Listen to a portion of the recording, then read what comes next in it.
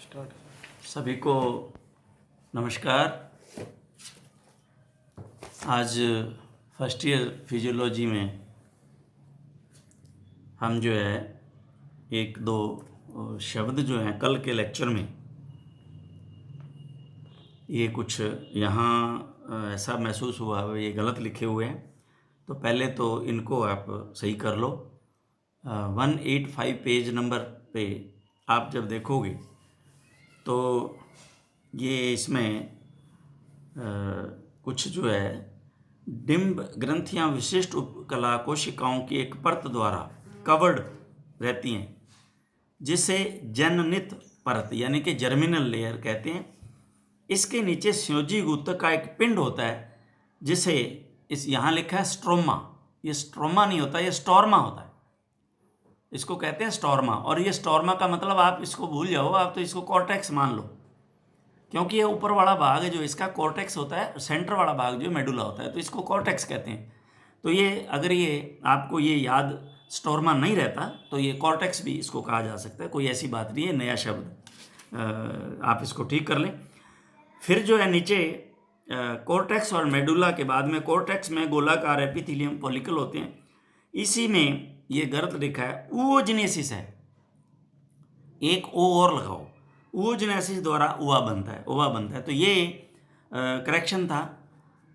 अब page number 186 पे last point जो है 186 पे लास्ट पॉइंट जो है देखो, यही ग्रेनुलोजा सेल परिपक्व डिम्ब को ऑट्रम में एक हिल्लोइक नहीं, ये हिल्लोक है, आई नहीं है इसमें, HILLOCK है, हिल्लोक द्वारा बाहर निकल जाती है, जिसे क्यूमुलस ओफोरस कहते हैं।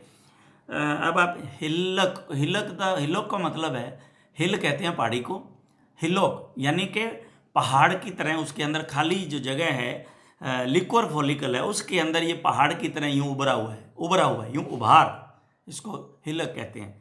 तो ये 2-3 शब्द थे जो है वो मुझे लगा कि भी शायद आपको ये दिक्कत करेंगे, तो ये आप इसको करेक्ट कर लेना। तो आज हम पढ़ेंगे अंडवाहिनी, गर्भाशय नाल, डिंब वाहिनी नलिका, ओविडक्ट, फैलोपियन ट्यूब या ओविडक्ट, एक ही बात है, ओविडक्ट, फैलोपियन ट्यूब और ओविडक्ट, ये जो है एक ही बात है ओविडक्ट और फैलोपियन ट्यूब की। यह प्रत्येक मादा में मुर्गी को छोड़कर 2 होती हैं, क्योंकि मुर्गी में एक ही होती है ना, उसमें एक ओवरी ही फंक्शनल होती है। तो इसमें यह नलिका के आकार की 2 होती हैं तथा अंडाशय व गर्भाशय यूट्राइन हॉर्न के बीच में स्थित होती है। इसके मुख्य रूप में से 3 भाग होते हैं। पहला है इनफंडिबुलम, वायुकोष्ठ का निकाय इनफंडिबुलम। दूसरा है एम्प्यूला, तुम्बिका या एम्प्यूला। और इसके बाद में आता है इस्थमस, संयोजक या इस्थमस, संयोजक जोड़ने वाला, या इस्थमस। तो अब हम सबसे पहले इनफंडिबुलम को लेते हैं। इनफंडिबुलम गर्भाशय नाल अंडाशय के निकट एक कीपनुमा फनल टाइप, इस तरह से उसके इस तरह की अंगुलियां होंगी, फिंगर होंगी यूं, अंडाशय के निकट एक कीप फनल के रूप में होता है। इसे वायु कोष्ठ का निकाय इनफंडिबुल कहते हैं। यह अंडाशय के चारों ओर रहता है, यह अंडाशय के ओवरी के चारों तरफ यूं रहता है, घेरे हुए रहता है उसको, लेकिन दूर होता है, टच नहीं करता है, ये ध्यान रखना, चारों ओर रहता है परंतु इससे जुड़ता नहीं है। इसके ऊपरी शरीर पर अंगुलियों की भांति आकृतियां होती हैं, इस तरह से अंगुलियों की भांति, जिन्हें फिब्री कहते हैं, फिब्रिया या फिब्री कहते हैं। अंडाशय से जो अंडा निकलता है वह तुरंत इस फंडिबुलम की फिब्री द्वारा पकड़कर गर्भाशय नाल में भेज दिया जाता है। तुम्बिका, एम्पुला, डिंब वाहिनी, अंडरलाइन कर लेना इसको, वेरी वेरी इंपॉर्टेंट। डिंब वाहिनी नलिका का मध्य भाग जो सबसे लंबा होता है तथा यहीं जो है वो फर्टिलाइजेशन होता है एम्पुला में, तुम्बिका में। डिंब वाहिनी नलिका का मध्य भाग जो सबसे बड़ा होता है, वहीं पर ही ये फर्टिलाइजेशन होता है। अब है इस्थमस। इस्थमस संयोजक, जोड़ने वाला। यह डिंब वाहिनी का अंतिम भाग है जो गर्भाशय के हॉर्न से जुड़ा रहता है। जो गर्भाशय के हॉर्न से जो जोड़ता है वो इस्थमस हो गया ना, जोड़ने वाला, संयोजक। अंडवाहिनी गर्भाशय नाल की आंतरिक परत एक परतीय, एक परत वन लेयर, स्तंभाकार, कॉलुमनर, अच्छादत रोमिक कोश, कॉलुमनर सिलिएटेड एपिथेलियम। सिलिएटेड का मतलब होता है उस पर बारीक बारीक बाड़ होते हैं, सीलिया होते हैं, द्वारा बनी होती है, जो अंडे को पीछे की तरफ एम्पुला में धकेलने में सहायता करती है। वो इस तरह से चलती रहती हैं उसमें ट्यूब के अंदर, और वो अंडे को यूं धकेलती रहती हैं उसकी तरफ, एम्पुला की तरफ। गर्भाशय नाल के बीच की परत लंबे व वृत्ताकार मांसल तंतुओं से बनी होती है तथा बाह्य परत पेरिटोनियम की परत से ढकी रहती है, जिसे सीरस परत कहते हैं। अंडवाहिनी की कोशिकाओं द्वारा एक द्रव्य का स्राव भी निकलता है। शुक्राणु जब इस द्रव्य के संपर्क में आता है, कांटेक्ट में आता है, उसकी निषेचन क्षमता में वृद्धि हो जाती है, फर्टिलाइज करने की ताकत बढ़ जाती है जैसे ही वो इस स्क्रीशन के टच में आता है अंडवाहिनी कोशिकाओं के। यही स्राव डिंब को पोषण भी प्रदान करने के साथ, डिंब ओवा को, ये जो स्क्रीशन है ओवा को पोषण भी प्रदान करता है तथा शुक्राणुओं की कैपेसिटिकेशन, आगे पढ़ोगे कैपेसिटिकेशन क्या होता है, कैपेसिटिकेशन की क्रिया यानी कि फर्टिलाइजेशन करने की ताकत को बढ़ाता है। निषेचन व युग्मक जाइगोट के प्रारंभिक विकास में सहायक होता है। जब ये जाइगोट बन जाता है तो ये इसका प्रारंभिक विकास में भी ये जो फ्लूइड है वो सहायता करता है। इस डिंब वाहिनी अंडवाहिनी नलिका में होने वाले कर्मानुसंकुचन पेरिस्टाल्टिक मूवमेंट, अब ये समझने वाली अवस्था है। पेरिस्टाल्टिक और एंटी पेरिस्टाल्टिक मूवमेंट क्या होता है, इसको आप अभी इसको ध्यान से समझें। जब हम खाना खाते हैं, ध्यान से सुनना, खाना खाते हैं तो हमारे ईसोफेगस में पेरिस्टाल्टिक मूवमेंट, आपने अमीबा पढ़ा होगा, आपने अमीबा पढ़ा है बहुत सारों ने, जिनके पास साइंस थी उन्होंने अमीबा जरूर पढ़ा होगा। तो अमीबा जो है फूड को कैसे निगलता है, अमीबा ने फूड को अंदर लिया, अंदर आया, फिर एक तरफ से उसके यूं संकुचन करता है उसकी नाल का, और दूसरी तरफ से उसको थोड़ा खोलता है, तो ये संकुचन से वो आगे खिसक जाता है, फिर वो आगे खिसके हुए जगह पर फिर वो उसको टाइट करता है, संकुचन होता है, आगे उसका फैलाव होता है, तो फिर उसको धकेलता है। इस तरह से ये पेरिस्टाल्टिक मूवमेंट, ये जो ईसोफेगस में हमारे खाना गया तो वो पेरिस्टाल्टिक मूवमेंट से यूं, इससे जो है वो आगे धकेला जाता है, तो वो यूं जो ईसोफेगस से स्टमक की तरफ जो है यूं जा रही हैं, ये वेव्स जा रही हैं यूं, ये जो है पेरिस्टाल्टिक मूवमेंट है। और अब एंटी पेरिस्टाल्टिक क्या होगा, जब हम कोई ऐसी कड़वी चीज़ खा लेते हैं तो उल्टी होती है, बाहर आ जाता है खाया पिया, तो वो क्या है, वही पेरिस्टाल्टिक जो मूवमेंट था वो अब उल्टे हो गए, वापस आने शुरू हो गए, तो हमारे वो खाना मुंह में आ गया, हम बाहर फेंक देते हैं उसको, ये हो गए एंटी पेरिस्टाल्टिक मूवमेंट। तो यहाँ तो अब आपको इतना ही समझाया जा सकता है, डायग्राम तो अगर आप कहोगे तो इसको डायग्राम से मैं समझा दूंगा, अगर नहीं समझ में आए तो ये है पेरिस्टाल्टिक मूवमेंट। तो जब पेरिस्टाल्टिक मूवमेंट उसमें चलता है तो ओवा आगे की तरफ खिसकता है। इस डिंब वाहिनी अंडवाहिनी नलिका में होने वाले कर्मानुसंकुचन पेरिस्टाल्टिक क्रिया निषेचन डिंब को परिवहन में सहायता करती है, मतलब आगे ले जाने में सहायता करती है, किसके अंदर, एम्पुला तक। निषेचन प्राय तुम्बिका में होता है, एम्पुला में होता है, तथा जाइगोट का प्रारंभिक विकास भी तुम्बिका में होता है। यानी कि जाइगोट जो बनता है ना, फर्टिलाइजेशन हो गया, तो उसके बाद में जो जाइगोट बनता है उसका विकास भी, ये अंडरलाइन कर लेना दोनों ही चीज़ों को। 3-4 दिन बाद जाइगोट गर्भाशय में प्रवेश करता है। अब आप देखिए 3 से 4 दिन यहीं रहता है, 3 से 4 दिन बाद में वो गर्भाशय में प्रवेश करता है। और अब हमने आपको पढ़ाया था कि गर्भाशय के अंदर यूट्राइन मिल्क को उसको 7 दिन तक जिंदा रखता है। तो 7 और 4 कितने हो गए? 11। तो मिनिमम 10 दिन तो हो गए। तो ये 10 दिन तक तो बिना ही इम्प्लांट के वो जो है वो घूम रहा है एम्ब्रियो।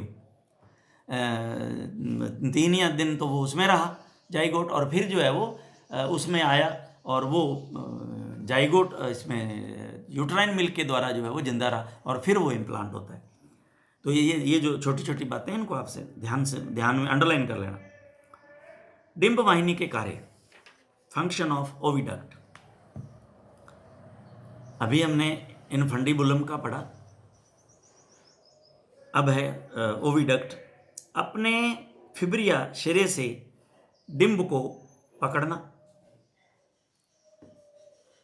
अपने फिब्रिया सिरे से, फिब्री है उसके अंदर, फिब्रिया सिरे से डिंब को पकड़ना।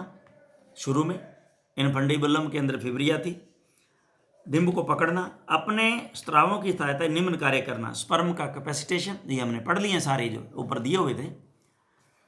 डिंब व शुक्राणु के संचालन, कंडक्शन में मदद करना व निषेचन हेतु उचित वातावरण बनाना। भ्रूण का पोषण करना, मादा के प्रतिरोधक क्षमता से ओवोसिस्ट या स्पर्म व भ्रूण को बचाना, भ्रूण के विकास में सहायता करना। तो ये सारे के सारे जो है ओविडक्ट के ही कार्य हैं।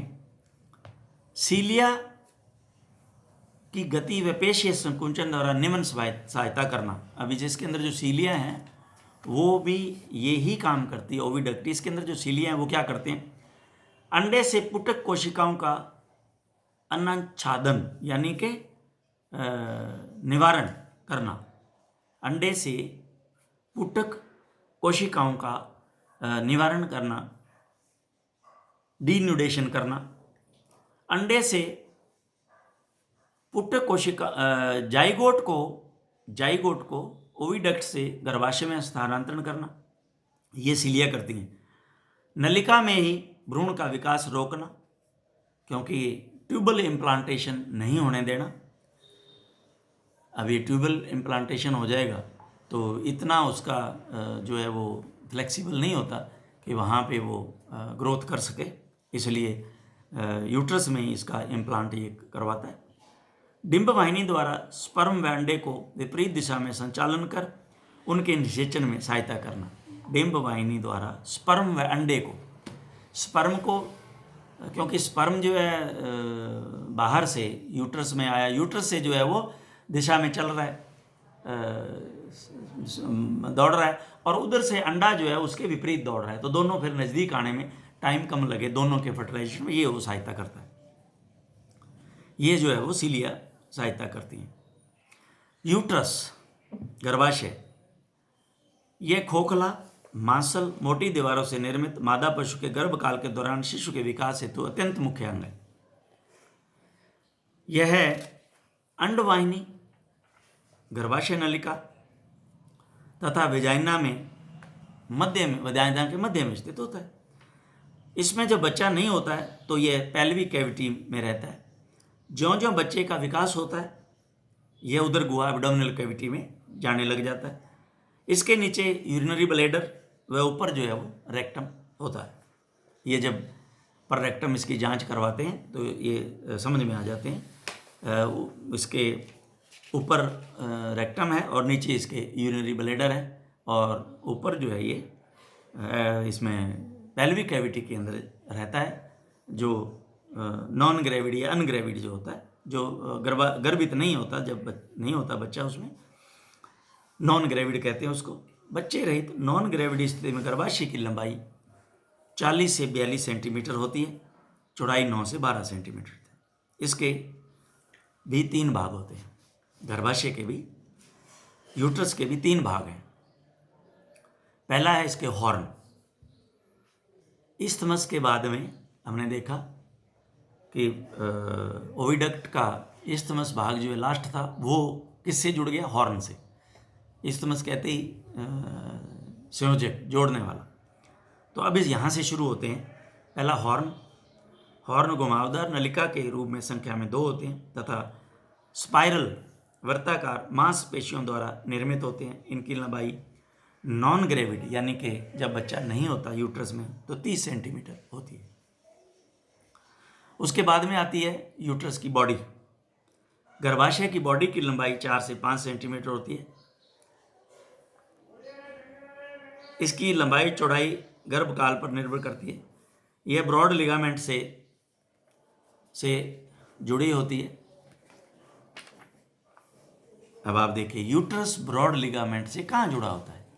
ब्रॉड लिगामेंट से एब्डोमिनल कैविटी, ऊपर उसमें जुड़ा रहता है। पिंड जो है, बॉडी संरचना के आधार पर 3 प्रकार की परतों से निर्मित है। बाह्य परत सीरस कोट और पेरिटोनियम। बाहरी तो सीरस है, जो पेरिटोनियम है ही। बीच की परत मांसपेशियों द्वारा निर्मित होती है, जिसे मायोमेट्रियम कहते हैं। इसमें 3 प्रकार की मांसपेशियां पाई जाती हैं, लॉन्गिट्यूडिनल, सर्कुलर, फिर पुनः लॉन्गिट्यूडिनल। 3 तरह की है। नाम है वैसे तो 2 ही तरह की होगी, लॉन्गिट्यूडिनल और सर्कुलर, लेकिन पहले लॉन्गिट्यूडिनल फिर सर्कुलर फिर लॉन्गिट्यूडिनल होती है। सबसे आंतरिक परत को एंडोमेट्रियम कहते हैं। इसी परत में प्लेसेंटा स्थित होता है।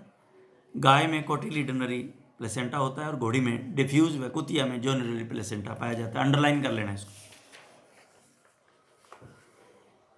अब है सर्विक्स यानी कि गर्भाशय की ग्रीवा।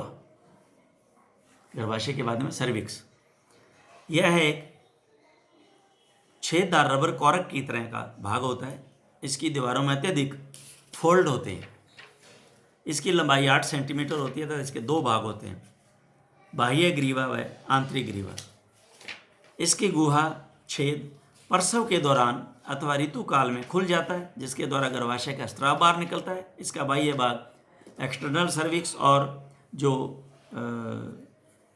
योनि यानी वेजाइना में एक उभार के रूप में निकला रहता है तथा योनि की दीवार के साथ एक थैलीनुमा पाउच बनाती है, जिसे फॉर्निक्स कहते हैं। ये जो आप सर्विक्स, क्योंकि जनरली क्या होता है जब एआई करते हैं तो यहाँ जो है जो अनट्रेंड हैं वो यहाँ गड़बड़ कर जाते हैं। सर्विक्स के साथ में अब आप देखें इसको, ये मान लीजिए सर्विक्स है तो सर्विक्स के साथ में इसी तरह की फोल्ड होती है साथ में। ये मेरा हाथ आपको नज़र आ रहा होगा, ये सर्विक्स है। सर्विक्स जो है इसके साथ ही इस तरह फोल्ड होती है, इस तरह इधर भी है।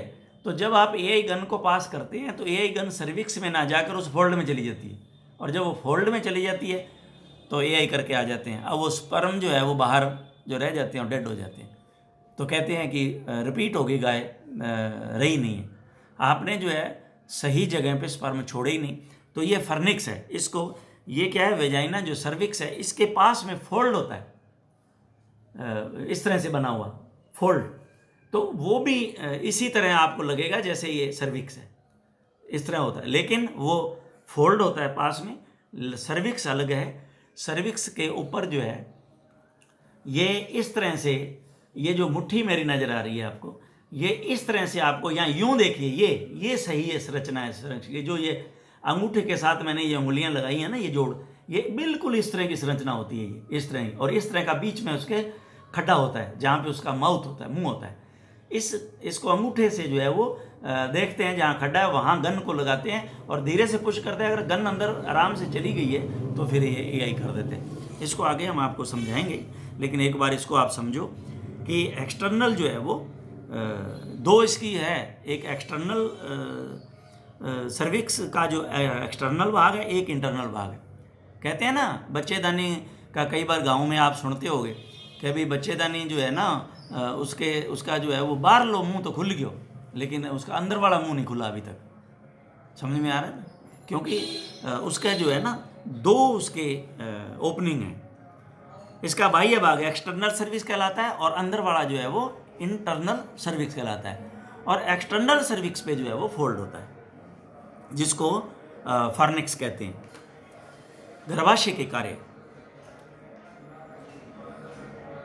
अभी हम गर्भाशय के कार्य ही बस पढ़ के आज इसको लेक्चर को समाप्त करेंगे। शुक्राणुओं को निषेचन स्थान तक पहुंचने में मदद करना, कार्पस लुटियम के कार्य को नियंत्रण करना, निषेचित डिंब भ्रूण तथा गर्भ को धारण करना। निषेचित डिंब जो है जब तक इम्प्लांट नहीं होता, स्थापित नहीं हो जाता, तब तक उसे पोषण देना, यूट्राइन मिल्क तैयार करना, गर्भ को पूर्ण गर्भकाल तक विकसित करना तथा संरक्षण देना, प्रसव के समय संकुचन कर बच्चे को तथा प्लेसेंटा को बाहर निकालना, प्रसवोपरांत गर्भाशय का इन्वोल्यूशन की क्रिया द्वारा पुनः पूर्व आकार जो है वो ग्रहण करना। तो ये जो है वो गर्भाशय के कार्य हैं। तो इनमें से जहाँ जहाँ मेरे द्वारा इम्पोर्टेंट बताया गया, जैसे ये गर्भाशय के कार्य, ये भी अपने आप में इम्पोर्टेंट है। डिंब वाहिनी के कार्य ये इम्पोर्टेंट है, तो इनको आप अच्छी तरह से, और जहाँ मैंने अंडरलाइन करवाया वो जो है जैसे ये फिब्रिया और एम्पुला, तो ये फिल इन दी ब्लैंक्स के लिए वेरी वेरी इंपॉर्टेंट है। कोटिलिडन जो दो तरह के बताए, कौन कौन से हैं, कोटिलिडनरी ये प्लेसेंटा कोटिलिडनरी गाय में, डिफ्यूज जो है वो घोड़े में, और जोनरी इसमें कुतिया में। तो इनको जहाँ अंडरलाइन किया उनको आप याद करें। Thank you very much.